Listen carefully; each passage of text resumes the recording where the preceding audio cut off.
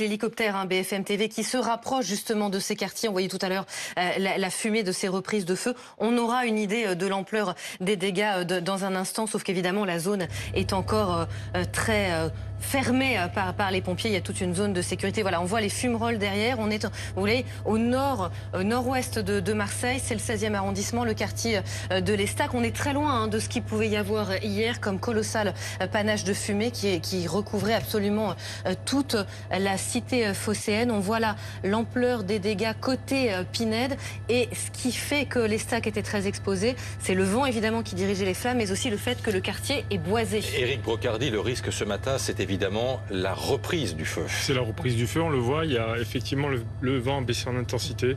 Le seul souci, c'est effectivement ce vent qui pousse quand même vers la mer. C'est un avantage important, c'est qu'on peut mieux distinguer les sources, les ressources, on va dire, en termes de feu et de flammes incandescentes.